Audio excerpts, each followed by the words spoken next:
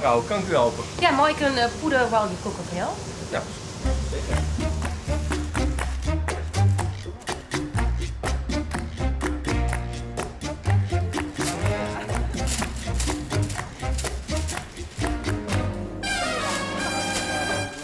Maar waar moet je nou op letten?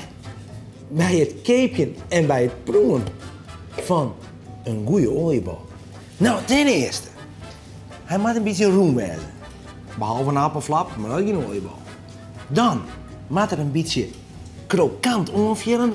Dan, natuurlijk, is ik vet, kan natuurlijk te vet wezen. Nou, je doet knippen en de olie komt eruit. Ja, dat is te vet. Oeh, blender. Wat is je zin?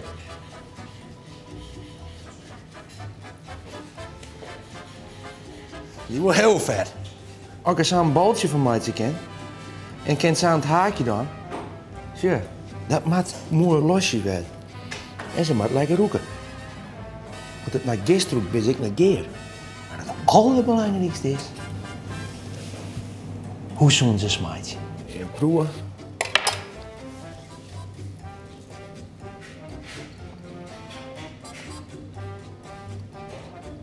Dus kan ik taai werden.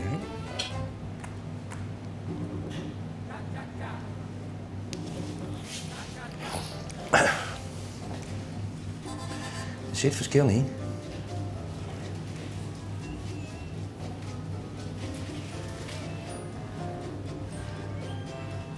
Dat koelt minder.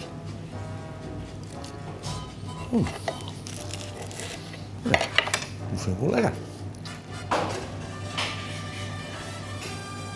Oké. Gemiddeld.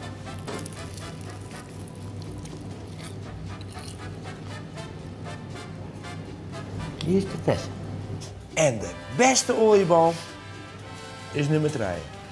En waar komen die bij? Akkeren. Uit Akkerum! Ben je een boffers daar in Akkerum? Die maken goede olieballen. Tjo!